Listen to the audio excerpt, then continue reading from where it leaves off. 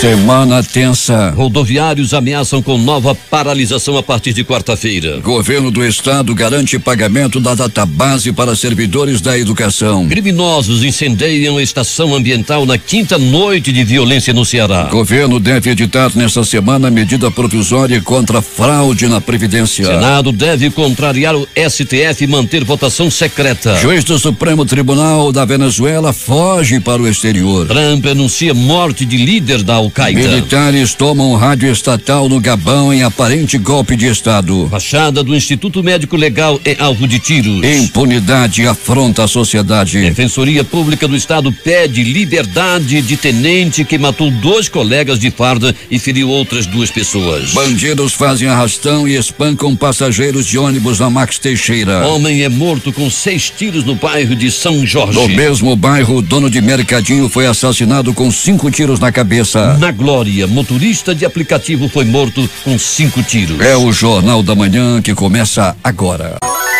Previsão do tempo. Manaus amanhece entre muitas nuvens e com 24 graus de temperatura, com máxima prevista para 33 graus Celsius. O Clima Tempo diz que é de 90% a probabilidade de chover apenas 6 milímetros. A umidade do ar está em 87%. Os ventos estão calmos com 10 quilômetros hora de velocidade. É segunda-feira, 7 de janeiro. 7º dia do ano e faltam 358 para terminar 2019. Dia de São Raimundo de Penafor. É também o dia do leitor e dia da liberdade de culto. O aeroporto Eduardo Gomes está aberto para pousos e decolagens. Registros da história. 1610. Galileu Galilei observa as 4 maiores luas de Júpiter pela primeira vez, as quais são conhecidas como luas galileanas: Calisto, Europa e Ganímedes. 1785. O francês Jean-Pierre Banchamp e o americano John Jeffries viajam de Dover, na Inglaterra, até Calais, na França, em balão de gás, tornando-se os primeiros a cruzarem o Canal da Mancha pelo ar. 1959, os Estados Unidos reconhecem o governo de Fidel Castro em Cuba, 5 dias após a tomada de Havana por um grupo de revolucionários. 1965, criação do Exército de Libertação Nacional da Colômbia. 1982, fundação do Museu Afro-Brasileiro em Salvador. 1999, começa o julgamento no Senado do impeachment do presidente dos Estados Unidos, Bill Clinton. 2015, atentado em Paris ao jornal satírico Charlie Hebdo deixa 12 mortos e 5 gravemente feridos. 5h50 em Manaus. Sejam bem-vindos ao Jornal da Manhã. Bom dia, Edson Mello. Bom dia, Paulo Guerra. Bom dia, ouvintes. Com os salários do mês de dezembro atrasados e planos de saúde suspensos, rodoviários da capital ameaçam cruzar os braços a partir da próxima quarta-feira, sendo essa a primeira greve da categoria em 2019. A nova paralisação foi discutida na tarde do último sábado durante a Assembleia Geral na sede do Sindicato dos Trabalhadores em Transportes Rodoviários de Manaus, na zona Centro-Sul. Na ocasião, o presidente do sindicato, Givancir de Oliveira, disse que a paralisação dos serviços do transporte público é em resposta ao não cumprimento do acordo mediado pelo Ministério Público do Trabalho entre os empresários e a categoria. Além dos vencimentos de dezembro e janeiro, os trabalhadores alegam suspensão na prestação do serviço de saúde particular e atraso no pagamento das férias. Durante a reunião, ficou estabelecido que, se o pagamento não for feito até terça-feira, a categoria deve manter os coletivos nas garagens até segunda ordem. Alberto Pellegrini, isso já havia sido antecipado aqui pelo Jornal da Manhã. Bom dia.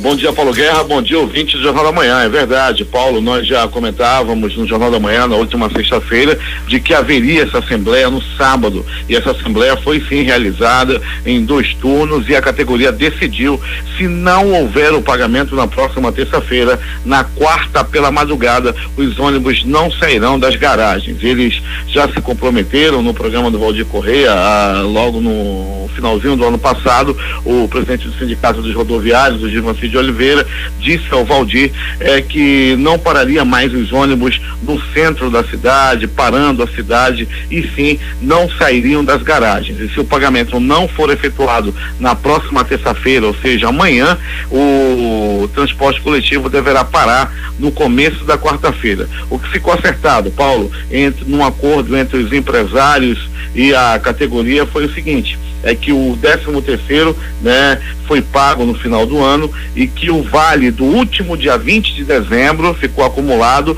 para ser pago no 5º dia útil do mês de janeiro, juntamente com o pagamento, ou seja, estão esperando o vale e o pagamento para o próximo dia 8.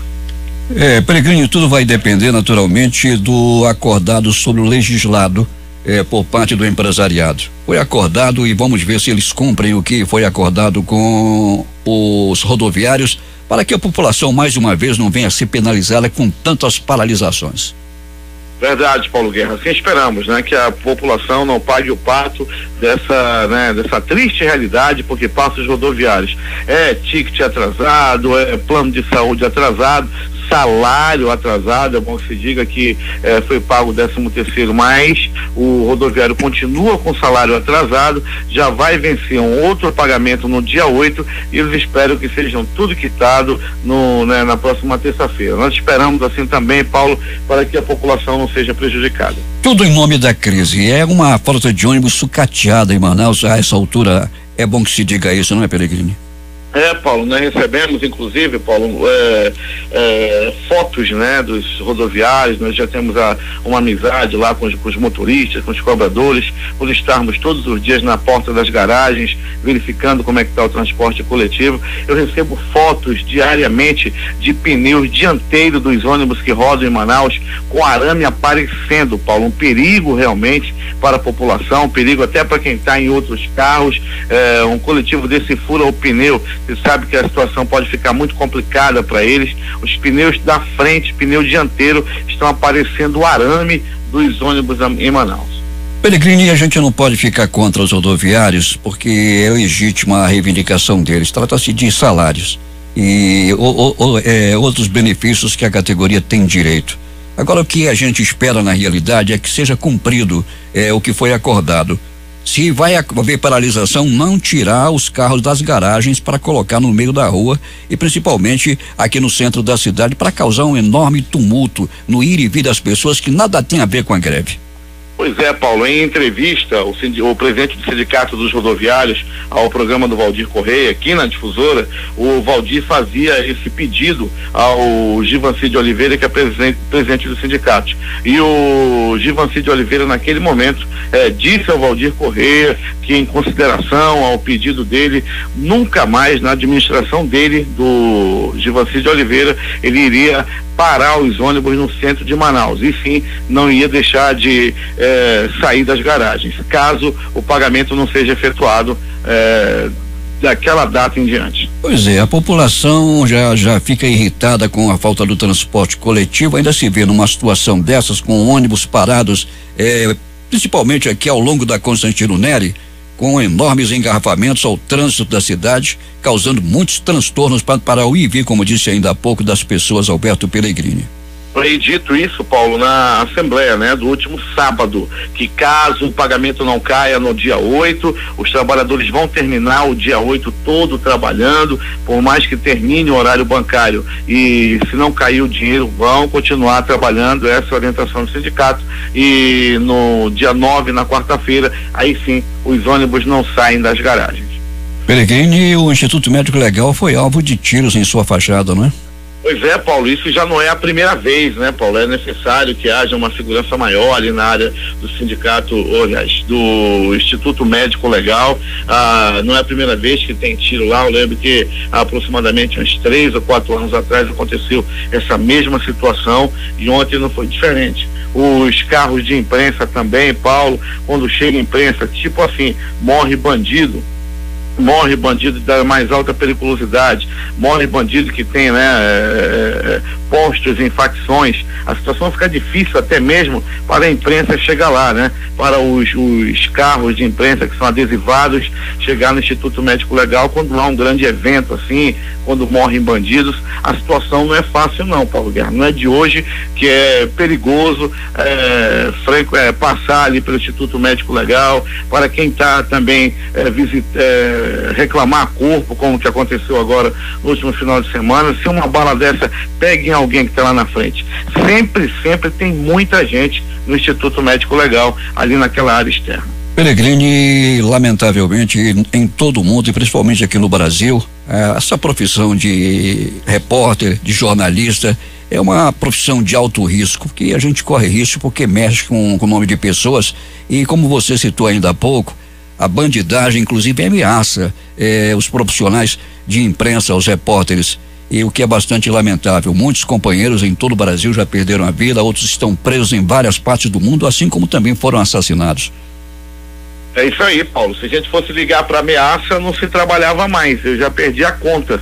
Mas é isso aí, Paulo Guerra. A situação realmente é essa. É uma profissão de risco, mas é a profissão que escolhemos, é essa que nós gostamos e assim vamos continuando, não, Paulo? Se a nossa é de alto risco, imagine o pessoal que está enfrentando a bandidagem, como é o caso da polícia, não é, Pellegrini? Pois é, Paulo, esses aí são os verdadeiros guerreiros, né? A gente sempre tira o chapéu para tenente, sargento, os cabos e soldados que estão nas viaturas aí, enfrentando de peito aberto aí a bandidagem, sempre colocando a própria a vida em risco para defender a população. A gente, geralmente, eu levo aqui a profissão dos policiais. A gente, quando reclama que às vezes da polícia, que não tem viatura, o que está faltando, a gente está se dirigindo geralmente, não, Paulo, a cúpula da polícia, a cúpula da segurança do estado, né? Que muita gente está reclamando da falta de policiamento.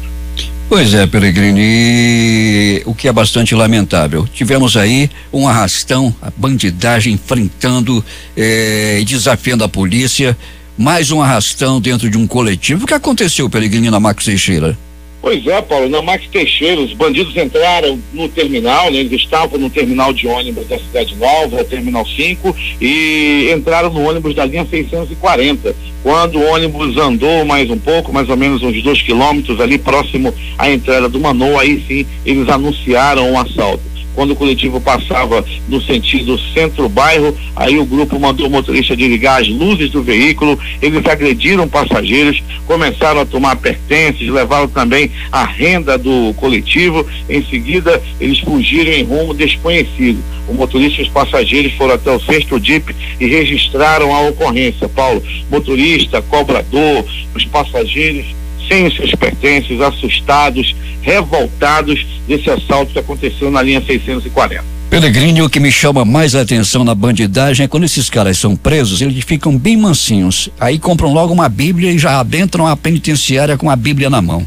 Outros se transformam em missionários e até pastores, Pellegrini. Ah, Paulo, sem dúvida nenhuma, né? Estão lá e aí vão logo naquela parte do perdão lá, né? Eu duvido que eles vão lá pra parte do Apocalipse. Eu duvido, só sabe ler aquela parte boa. Ah, vamos perdoar e não sei o quê. Mas quando estão aí dentro dos ônibus, com armas, com facas, ameaçando todo mundo, querendo matar todo mundo. Quando chega na audiência de custódia, é tudo pianinho. Coloca aquela blusa de botão, só falta assim engasgar, coloca aqui lá em cima, aí a Bíblia debaixo do braço dizendo que são pessoas mudadas. Estão arrependidos. Pellegrini, um motorista de aplicativo foi morto dentro do carro lá no bairro da Glória, no bairro da Glória.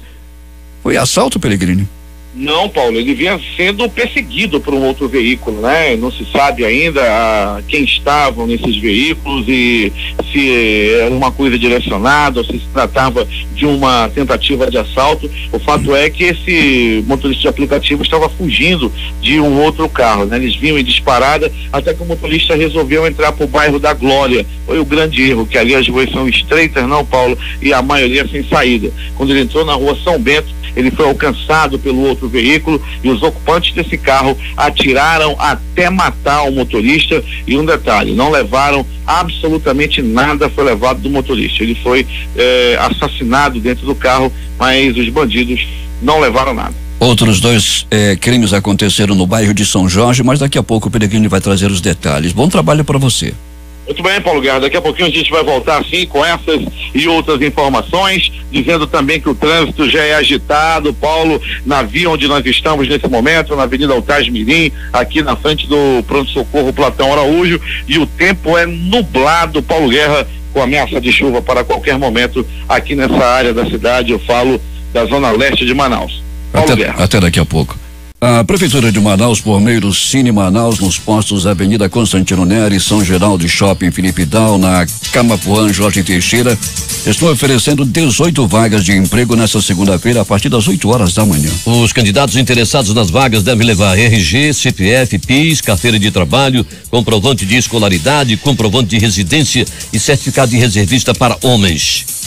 Se a vaga exigir habilidades específicas, é importante levar comprovação, como certificados, diplomas ou outros documentos. A Comissão de Servidores da Educação do município de Iranduba está anunciando uma manifestação nesta terça-feira a partir das 8 horas da manhã na Praça dos Três Poderes para reivindicar direitos trabalhistas devidos pela Prefeitura Municipal. A Fundação Universidade Aberta da Terceira Idade abre inscrições para a escolarização de adultos e idosos nesta segunda-feira. Serão oferecidas 50 vagas para pessoas a partir de 30 anos de idade. As inscrições serão realizadas na Secretaria da FUNAT, localizada na Avenida Brasil, Santo Antônio, ao lado do Centro de Convivência da Família Madalena Arcidal, no período de hoje a 15 de janeiro, no horário 8 às 12, até o preenchimento total das vagas. A Prefeitura de Manaus dá início neste mês de janeiro à campanha de coleta de livros usados que serão doados em abril próximo durante a quinta-feira de livros do Parque Ponte dos Milhares. As doações podem ser feitas a partir desta segunda-feira na administração do parque. No ano passado, a feira conseguiu o recorde de 8.200 livros arrecadados. E a previsão é de que este ano a arrecadação supere a anterior. Nas próximas semanas, novos pontos de arrecadação de livros serão informados. A Policlínica Codajás, unidade da Secretaria de Estado da Saúde, realiza a partir de hoje a semana de atendimentos e exames sem agendamento para identificação de casos suspeitos de hanseníase. A programação, que acontece durante todo o dia, contará com palestras de médicos dermatologistas para esclarecer aos pacientes dúvidas sobre o diagnóstico e encaminhamento para exames e consultas. Vamos a Manacapuru, onde está o repórter José Alberto Zegdeg. Muito bem, Paulo Guerra. Mudança na Secretaria de Assistência Social do município. O prefeito Beto D'Angelo impulsou na semana passada o novo secretário municipal de Assistência Social. O vereador licenciado Nathanael Nogueira assume a vaga antes ocupada pela assistente social Edilene Alves, que comandou a pasta desde o início do governo Beto D'Angelo. Em entrevista ao Jornal da Manhã, Nathanael Nogueira fala dos desafios em sua nova experiência. A nossa chegada agora na ação social é trabalhar os fortalecimentos das políticas públicas no município de Manacapuru. Nós somos um município de referência, um município polo, e é onde temos uma grande demanda na questão social também. E vamos estar fortalecendo, estamos tomando pé das situações, tem uma equipe de profissionais na assistência e vamos estar com certeza trabalhando a motivação desses profissionais para que possam desempenhar um papel importante no quesito social em Manacapuru. Então é nesse quesito que nós abraçamos e aceitamos o desafio para trabalhar as políticas públicas no município de Manacapuru, que são grandes, são diversas, mas nós acreditamos na equipe que estamos formando e contamos com certeza com a orientação do prefeito municipal e dos nossos parceiros da assistência. A solenidade de posse aconteceu no gabinete da Secretaria Municipal de Assistência Social e contou com a presença de várias autoridades do município. O prefeito Beto D'Angelo agradeceu e parabenizou a gestão anterior e deu boas-vindas ao novo secretário. Bem, Paulo, na escuta do Jornal da Manhã está nosso amigo Fafá Coelho, na distribuidora Farol Fafá, no Boulevard Pedro Hades. Nossos agradecimentos pela audiência. De Manacapuru, Zegdeg para o Jornal da Manhã. Manaus, 6h11. Queremos agradecer a todos que estão acompanhando o Jornal da Manhã através do aplicativo Mano e das redes sociais aqui disponibilizadas pela Rádio Difusora. Os profissionais liberais cadastrados na Prefeitura de Manaus têm até a próxima quinta-feira para pagar a cota única do Imposto sobre Serviços Autônomo com 10% de desconto. Para este exercício foram lançados mais de 6,7 mil autônomos que atuam como prestadores de serviços na capital e emitem a nota fiscal de serviço NFS, a Nota Manaus. Após reatar com Marcos Rota, o prefeito de Manaus, Arthur Neto, do PSDB, liberou a remontagem do gabinete do vice-prefeito, desfeito assim que Rota deixou temporariamente a gestão municipal no ano passado. No Diário Oficial do município, que circulou no final da última semana, vários assessores foram renomeados para o gabinete de Marcos Rota. O governo do estado vai pagar o reajuste de 9,37% da database dos servidores da educação. A informação foi confirmada pelo secretário de Estado da Fazenda, Cefaz-AM, Alex Del Giglio, e reafirmada pelo futuro secretário de Estado de Educação, Luiz Castro. O pagamento é um compromisso do governador Wilson Lima com a categoria. A database será rigorosamente respeitada e todos os profissionais da educação receberão ainda este mês a diferença adicional em seu contra-cheque, segundo Luiz Castro, que assume como titular da secretaria até o fim deste mês, após o término do mandato do deputado estadual. O reajuste virá na folha deste mês, fazendo com que a remuneração tenha esse justo e merecido ganho. Os fake news que espalham nas mídias sociais não farão efeito diante da realidade dos fatos. Professores, pedagogos e os demais servidores da educação no interior e na capital serão respeitados, afirmou Castro. A informação desmente a notícia que se tentava espalhar de que não haveria o pagamento. A notícia falsa tomou como base um trecho do relatório entregue pela equipe de transição que indicava os riscos do futuro governo na área, mas omitia os trechos onde são colocadas as ações mitigadoras apresentadas pela equipe de educação para que o pagamento fosse feito. Segundo a Cefaz-AM, o pagamento será feito como prioridade pelo novo governo, que tem no orçamento estadual para 2019 um déficit com despesas de pessoal na ordem de 600 milhões de reais. Polícia. Tiros foram disparados contra a fachada do prédio do Instituto Médico Legal. O caso ocorreu na madrugada deste domingo e ninguém se feriu. Uma cápsula de munição foi encontrada nas dependências do Instituto e deve passar por exame de perícia. No momento dos disparos, por volta das 2h20, cerca de 10 servidores estavam no local. Um deles atingiu a fachada do prédio e outro um banco situado na área externa. O caso foi registrado no 6º Distrito Integrado de Polícia. Peritos do Departamento de Polícia Técnica Científica encontraram cápsula de pistola .40 em uma calçada nas dependências do órgão. A perícia terá um prazo de 30 dias para concluir a investigação do material recolhido. A Defensoria Pública do Estado pediu na tarde de ontem a liberdade do tenente da Polícia Militar Joselito Pessoa Anselmo, preso acusado de assassinar 2 colegas de farda dele a tiros em Manaus na madrugada do último sábado. As informações foram confirmadas pelo defensor Maurílio Maia. De acordo com Maurílio, o pedido solicita ainda o afastamento de Joselito das funções policiais, a suspensão do porte de armas dele e uma série de medidas cautelares, como a proibição da presença do tenente em bares ou casas noturnas. Todo o pedido da DPE deve ser analisado a partir desta segunda-feira. Maurílio ressaltou que a Defensoria Pública está atendendo as famílias de ambas as partes através de atendimento jurídico e psicológico, caso necessitem. Imaginem. 6h18 em Manaus.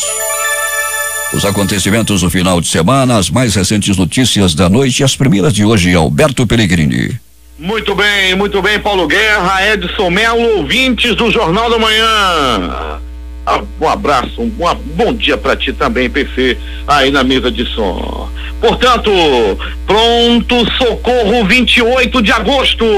No 28 de agosto, uma pessoa deu entrada vítima de agressão física. Ele apanhou a murros, chutes, socos, pontapés, pernadas, tapas e um violento rabo de arraia. Essa agressão aconteceu no bairro da Cachoeirinha. Esse homem deu entrada todo quebrado no pronto-socorro 28 de agosto. A informação que temos é que ele foi se meter a besta. Ele estava bebendo com um grupo lá, um pessoal de um bar. Aí um rapaz estava acompanhado. Ele foi pegar nas nádegas de um outro, da namorada de um outro homem. E aí esse homem também estava acompanhado com colegas. Deram a pisa nesse tarado. Ele deu entrada no pronto-socorro 28 de agosto. Toma, pega, vai mexer com a mulher dos outros. O destino é esse, é peia. Ainda do 28 de agosto, um rapaz vítima de atropelamento, ele deu entrada, era por volta de 22h30. As primeiras informações é que ele estava atravessando a rua quando foi colhido por uma motocicleta. O rapaz da moto também caiu de sua máquina, porém subiu na motoca de novo e tomou rumo ignorado. A vítima foi atendido pelos anjos da vida, os profissionais do SAMU. Ainda do 28 de agosto, agressão física, pauladas pelo corpo.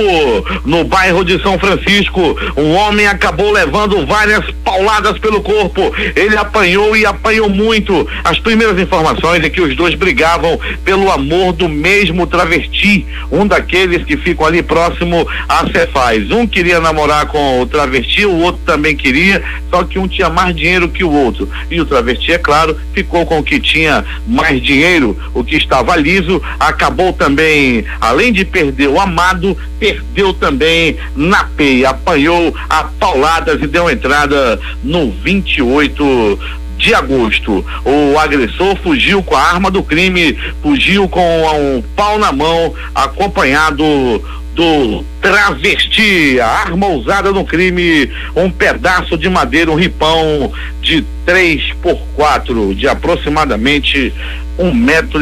Uma arma perigosa realmente na mão do agressor. Pronto socorro João Lúcio, o gigante da zona leste da cidade.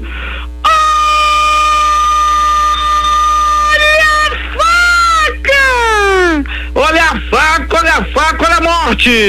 2 homens se desentenderam dos colegas de copo que estavam enchendo a cara. A cerveja de pobre era consumida nesse bar localizado na Avenida Itaúba, o famoso litrão, a cerveja de pobre, aquela cerveja com garrafão daquele, um monstro de 1 litro, e paga-se apenas R$5. Tomou um copo, o resto da cerveja já está quente, e assim eles estavam bebendo, estavam rindo, tira gosto de salsicha enlatada, estavam se sentindo patrão, tomando a cerveja de pobre, tirando o gosto com salsicha em lata. Daí, de repente, Paulo Guerra e ouvintes do Jornal da Manhã, houve um desentendimento entre esses dois que estavam enchendo a cara. Daí começou uma discussão, a discussão foi se acalorando, a discussão foi se inflamando, até que um deles puxou uma faca. Frequentadores ainda diziam: olha a faca, José, olha a faca, José. O José não ouvia, o som estava alto, o som estava tocando, meu bilu, bilu, bilu, e aí a vítima não ouviu as pessoas clamando para ele ter cuidado com a faca. Ele não prestou atenção e recebeu 1, 2, 3 golpes de faca na barriga. Rapidamente ele foi levado ao pronto-socorro Platão Araújo. Chegando lá, os anjos da vida fizeram de tudo para salvar a vida desse homem que levou as facadas. Ele chegou no bico do urubu, ele chegou mais para lá do que para cá. Entretanto, os profissionais do Platão Araújo, técnicos de enfermagem, os enfermeiros, os médicos, salvaram a vida desse homem. Ali no Platão Araújo, às vezes falta uma coisa ali, uma coisinha cá, mas o que não falta é o empenho dos profissionais do Platão Araújo. Vítima de agressão física, um homem apanhou a golpes de vergalhão, um pedaço de ferro daquele grosso. Ele acabou levando vários golpes desse ferro nas costas. Pegou na costa, pegou na canela, um outro pegou no cotovelo, o outro golpe pegou raspando a testa. Ele deu entrada todo cheio de hematomas no pronto-socorro Platão Araújo, onde passou também por exames e foi rapidamente internado. Ele não quis dizer, ele não quis falar quem foi que deu esses golpes, essas ferroadas no corpo dele. Ele disse apenas que tratava-se de um homem, que ele não queria dizer quem é, que deu-lhe esses golpes de ferro nas costas da vítima. Violência doméstica. Um homem de 40 anos de idade deu entrada no pronto-socorro vítima de agressão. Ele foi vítima de violência doméstica. Ele apanhou do próprio companheiro. Ele é amancebado. Ele vive uma vida com outro homem, né? Ele resolveu deixar a mulher e ficou na companhia de um outro rapaz. Os dois ontem se desentenderam. O motivo foi ciúme. O homem de 40 anos estava com ciúme de seu companheiro de 20. Segundo ele, a briga era alta. Tu tá olhando pro outro viado, né? Eu sei que tu tá olhando pro outro viado. Tá dando confiança pra ele. Daí Paulo Guerra começou a briga. O rapaz de 20 anos, o bofe, deu-lhe uma pisa no seu companheiro, que foi parar no pronto-socorro. O motivo foi ciúme. Vítima de teçadadas pelo corpo. Um rapaz de 16 anos apanhou de teçado. Pra sorte do rapaz, ele apanhou apenas com a costa do teçado. Foram só lambadas na costa, no braço, na costela e espalhados por todo o corpo. Ele apanhou a lapada assim do teçado. Não foi com fio, não, foi com a lapada. Não chegou a cortar, mas ele estava todo cheio de hematomas pelo corpo e deu entrada no Platão Araújo. Já chegou com febre, rapaz. As lapadas, onde pegou, foi ficando a marca. Tava todo tatuado de lambadas de teçado. Ninguém sabe o que foi que esse camarada fez para apanhar de teçado, mas há quem diga, tinham conhecido dele lá fora. Ih, rapaz, isso aí não é boa bisca não, deve ter feito alguma coisa. Ele também não disse porque apanhou. Triângulo amoroso. Ah, meu Deus do céu, mais um triângulo amoroso. Por pouco não acaba em tragédia, e foi na zona leste da cidade. Dois homens disputavam o amor da mesma mulher. Os dois estavam brigando por causa da mesma mulher. Daí Paulo Guerra e ouvintes do Jornal da Manhã, um deles era um alto, já senhor de idade, e o outro um mais jovem, careca. O desgraçado do careca armou-se com um pedaço de pau e deu-lhe 2 pauladas no velho, 2 pauladas no senhor com que ele estava disputando a mulher. As informações dão conta de que a mulher do careca é uma mulher vistosa, inteligente, e o outro chegou por lá, o coroa, já o velhão, com aquela conversa mole: meu amor, sabe que horas são?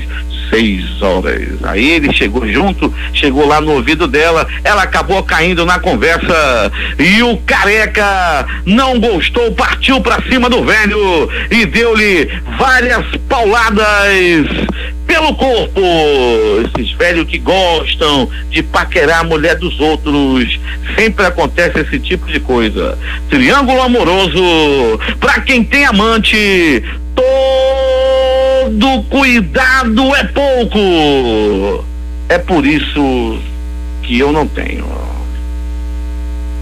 Ainda do pronto-socorro Platão Araújo, vítima de atropelamento, um homem que pilotava sua moto em alta velocidade acabou atropelando uma senhora de 74 anos. Ela atravessava a rua chupando um din-din e não prestou atenção na pista. Essa foi a versão do motoqueiro. Ela foi atropelada, ele tentou tirar, conseguiu. Ela foi atropelada apenas de raspão e teve ferimentos leves. Já o rapaz da moto se espatifou pelo asfalto e ainda teve a coragem, o desgraçado ainda esculhambava com a senhora.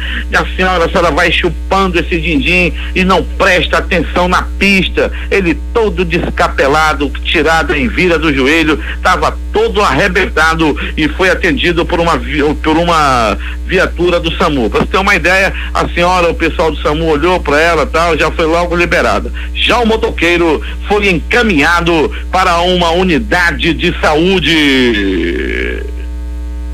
É agora as notícias do Instituto Médico Legal. Saiba agora quem foi para a pedra no final de semana na cidade. E atenção, Paulo Guerra e ouvintes do Jornal da Manhã, atenção. Mistério. Um homem de 32 anos foi barbaramente, foi cruelmente assassinado dentro de seu mercadinho no bairro de São Jorge. Os assassinos fugiram de moto sem levar nada do comércio, sem levar nada da vítima. Eles chegaram no estabelecimento comercial, olharam bem para a vítima, se certificaram de que era mesmo quem eles procuravam e dispararam. 1, 2, 3, 5 balaços na cabeça da vítima, que acabou morrendo na hora. Ele morreu dentro do seu próprio comércio. A polícia investiga. Por quê? Quem matou esse homem? Qual o motivo desse crime ocorrido no glorioso bairro de São Jorge?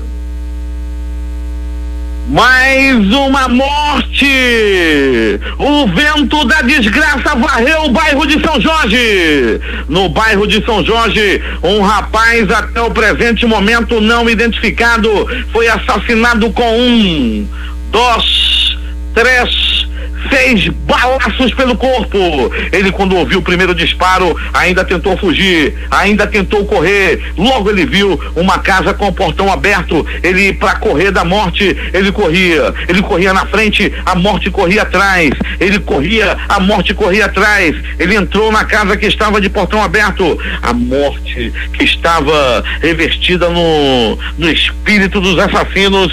Os assassinos também entraram na casa e o alvejaram a tiros. O rapaz agonizou por alguns momentos, entretanto, não resistiu aos ferimentos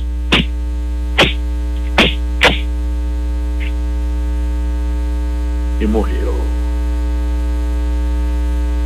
Um crime misterioso, um crime no bairro da Glória, onde um motorista de aplicativo perdeu a vida e tudo aconteceu assim.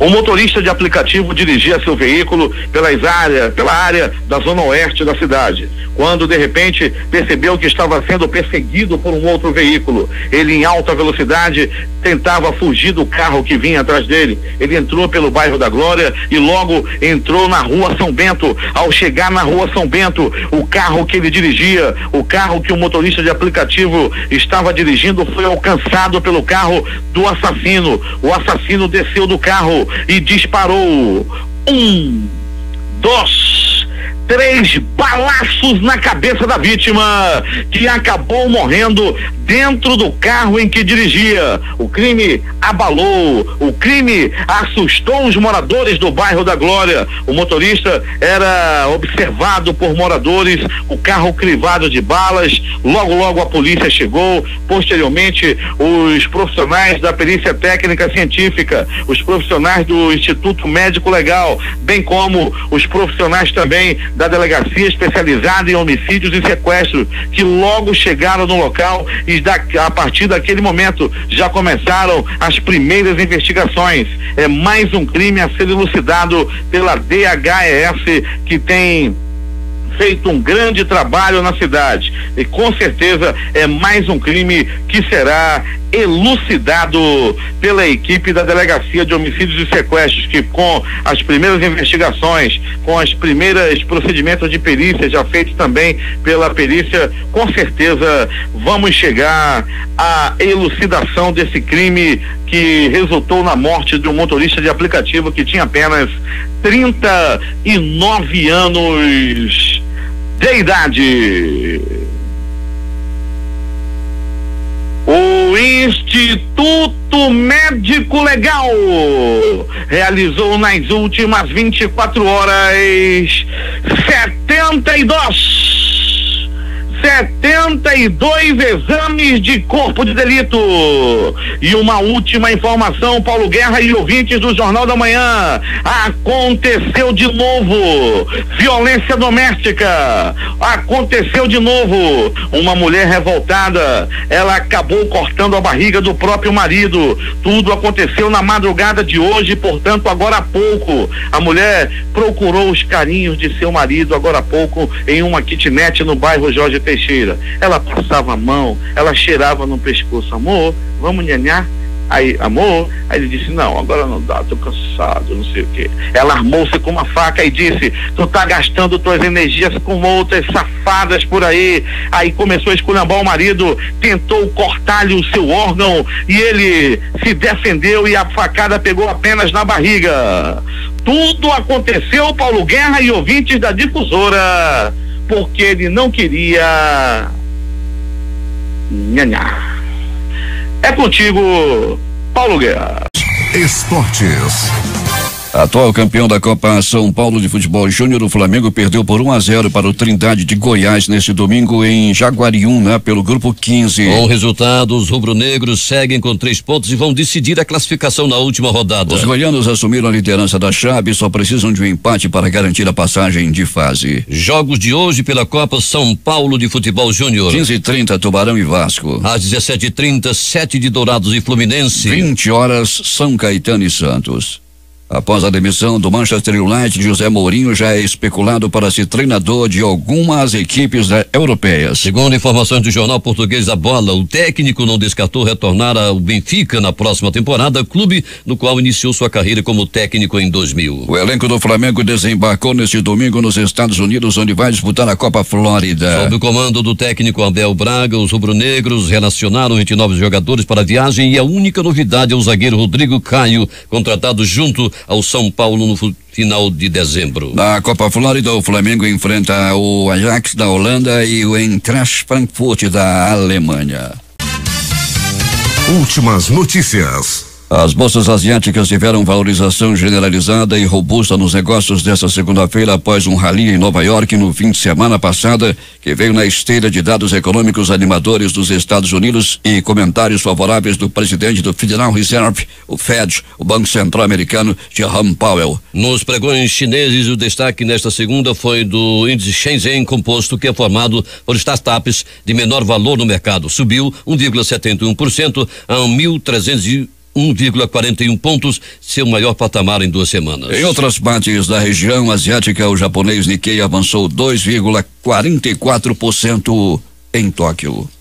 O Banco Central divulga hoje o resultado da poupança em 2018. Até novembro, os depósitos superaram os saques em 23,6 bilhões de reais. Criminosos incendeiam a estação ambiental e atacam oficina na quinta noite de violência no Ceará. A promessa do governo do estado de acabar com o domínio de facções no Ceará foi estopim para a série de ataques ordenados pelos presidiários. Desde quarta-feira, 115 ataques ocorreram em 33 cidades do Ceará, 110 pessoas foram detidas. O governo do Ceará informou na noite deste domingo que transferiu um dos chefes da facção para um presídio federal e outros 19 membros serão levados a outras unidades. O governo federal ofereceu 60 vagas em presídios que administra para receber integrantes da facção que atua no estado, segundo o governo.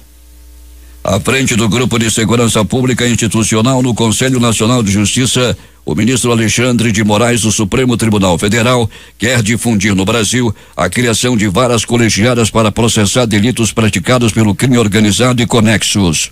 Moraes informou que não há como combater esse tipo de criminalidade sem que o Estado ofereça condições mínimas de segurança aos magistrados que ficam expostos ao julgar de forma individual os membros de organizações ligadas ao tráfico de drogas e armas, por exemplo. Por isso defende que essas varas especializadas na primeira instância da justiça tenham 5 juízes fixos em vez de apenas 1. Manaus 6h43. Delator da Lava Jato, Antônio Palocci, depõe aos investigadores da Operação Greenfield, que apura fraudes em fundos de pensão vinculados a empresas estatais. Gabriela Radice, juíza federal de Curitiba, que agora julga casos da Lava Jato, autorizou o ex-ministro petista a viajar para Brasília para contribuir com as investigações. O presidente Jair Bolsonaro dá posse nesta segunda-feira aos presidentes do Banco do Brasil, Rubem Novaes, do BNDES, Joaquim Levy, e da Caixa Econômica Federal, Pedro Guimarães, no Palácio do Planalto. O presidente quer que eles ajudem a reforçar os cofres do governo. Paulo Guedes, ministro da Economia, que indicou os nomes, vai participar da cerimônia. A ex-presidente da República, Dilma Rousseff, divulgou ontem um texto no qual contesta a afirmação feita pelo ministro do Gabinete de Segurança Institucional, Augusto Heleno, de que o sistema de inteligência do governo foi derretido na gestão dela. A petista afirma que houve várias situações de manifesta ineficácia dos GCI e do sistema de inteligência a ele articulado no seu mandato e cita a facada do então candidato à presidência Jair Bolsonaro durante a campanha eleitoral como a falha mais recente do órgão já no governo Michel Temer. O ministro da Casa Civil, Onyx Lorenzoni, disse que deve aparecer uma medida provisória editada pelo governo contra fraudes na Previdência com foco no Instituto Nacional do Seguro Social, INSS. Ele disse que o presidente Jair Bolsonaro ainda não viu o texto da medida provisória, mas que a Casa Civil e a equipe econômica já o validaram e querem apresentá-lo ao presidente ainda nesta semana. Nesta segunda-feira, o Onyx vai se reunir com o ministro da Economia, Paulo Guedes. A mais poderosa entidade integrada da magistratura e do Ministério Público, fórum que aloja 40 mil juízes, promotores e procuradores em todo o país, alertou neste domingo o presidente Jair Bolsonaro que a supressão ou a unificação da Justiça do Trabalho representa grave violação à independência dos poderes. Em nota pública, a Frente Associativa da Magistratura e do Ministério Público criticou qualquer proposta de extinção da Justiça do Trabalho ou do Ministério Público do Trabalho. Na quinta-feira, em entrevista ao SBT, Bolsonaro sinalizou que pode discutir o fim da Justiça do Trabalho. O presidente afirmou ainda que pretende aprofundar a reforma da legislação trabalhista. O comando do Senado deve manter a eleição secreta para a presidência da Casa em fevereiro, mesmo depois de o ministro Marco Aurélio Melo do Supremo Tribunal Federal determinar que o voto seja aberto. A decisão liminar do ministro tomada na véspera do recesso do Judiciário enfraquece a candidatura de Renan Calheiros do MDB de Alagoas. O senador aparece até agora com mais chances de vencer, porém é considerado um nome hostil ao governo Jair Bolsonaro. O Estadão Podcast apurou que, como forma de evitar uma disputa entre poderes, o Senado decidiu não recorrer da liminar de Marco Aurélio, mas também não pretende até o momento cumpri-la. Procurado para falar sobre o assunto, o ministro do Supremo considerou a posição da casa um teste para a democracia. Os filmes Green Book e O Guia e Bohemian Rhapsody foram os grandes vencedores do Globo de Ouro 2019. A premiação foi marcada por um grande equilíbrio tanto no cinema quanto da TV. Nenhuma produção ganhou mais de 3 prêmios. O rei da Malásia, Mohammed V, renunciou na primeira vez que um monarca deixou o trono antes de completar um mandato de 5 anos. A renúncia do rei entrou em vigor imediatamente, informou o Palácio Nacional em comunicado sem fornecer um motivo. O Papa Francisco pediu ontem que as pessoas imitem a generosidade dos reis magos e tomem o caminho do amor humilde durante a homilia realizada por ocasião da tradicional missa da solenidade da Epifania do Senhor. Francisco disse que só os magos viram uma estrela no céu que os guiou até o presépio onde nasceu Jesus. Hoje somos convidados a imitar os magos. Eles não discutem, mas caminham. Manaus 6:47. A minuta final da nova Constituição de Cuba foi publicada no Jornal Oficial do País, o Grama. O texto tem 16 páginas e está disponível na página do periódico estatal. O texto atualiza a Constituição aprovada há 43 anos. Por ele, o presidente da República será mantido até os 60 anos de idade, impedindo, por exemplo, o que houve com os irmãos Fidel e Raul Castro. As eleições para presidente da República e primeiro-ministro serão de responsabilidade da Assembleia Nacional. A função de primeiro-ministro é uma inovação. Investigações realizadas por autoridades panamenhas com a ajuda da Suíça mostram que as propinas pagas pela Odebrecht no Panamá superam 100 milhões de dólares e foram 2 vezes superiores ao que a Justiça dos Estados Unidos estimou em 2016. O esquema da empreiteira brasileira envolveu pagamentos a mais de 70 pessoas durante 3 governos diferentes. O presidente norte-americano Donald Trump anunciou a noite passada que as forças de segurança dos Estados Unidos mataram um dos líderes da rede Al-Qaeda e Amal Abadawi, suspeito de planejar um ataque contra um navio da Marinha Americana na costa do Iêmen no ano 2000. No ataque, 17 soldados norte-americanos morreram. Acabamos de matar o líder deste ataque, Amal al-Badawi. Nosso trabalho contra a Al-Qaeda continua. Nunca nos deteremos em nossa luta contra o terrorismo radical islâmico, disse Trump em sua conta no Twitter. Christian Zerpa, juiz do Supremo Tribunal Federal de Justiça da Venezuela, desertou e partiu para o exterior, informou neste domingo o tribunal, acusando de fugir de uma investigação por crimes sexuais. Um dia depois de boatos sobre o rompimento de Zerpa com o governo de Nicolás Maduro, o TSJ de linha oficialista anunciou em comunicado que o juiz está sob investigação por assédio sexual, atos lascivos e violência psicológica contra funcionários de seu escritório. O presidente do TSJ, Michael Moreno, assegurou que diante de repetidas queixas de conduta indecente e comportamento imoral, as autoridades iniciaram uma ação judicial contra Zerpa. Um grupo de militares tomou nesta segunda-feira a rádio estatal do Gabão para anunciar o estabelecimento de um Conselho Nacional de Restauração, a fim de salvar do caos o país africano em uma aparente tentativa de golpe de Estado. Os militares justificaram sua intervenção pelos excessos que, segundo eles, foram cometidos desde que o presidente do Gabão, Ali Bongo, ficou doente em outubro do ano passado, com uma convalescença que o mantém desde então fora do país, informou a imprensa local.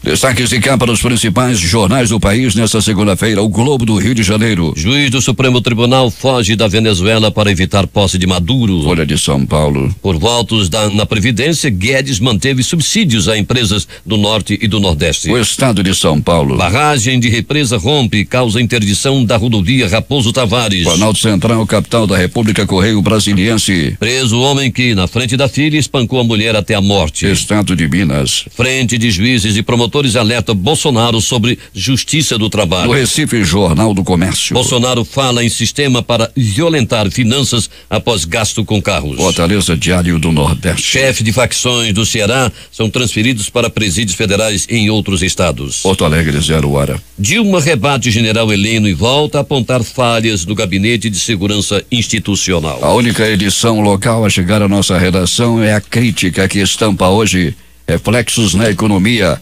Amazonas tem 7 feriados prolongados no ano. Essas foram as principais notícias de ontem e as primeiras de hoje. Termina aqui o Jornal da Manhã. Participaram desta edição reportagens José Alberto Zegdeg e Alberto Pellegrini. Operação de áudio Hernandes Sampaio e Hamilton Cabral. Apresentação Edson Melo e Paulo Guerra. Próxima edição amanhã às 5h45.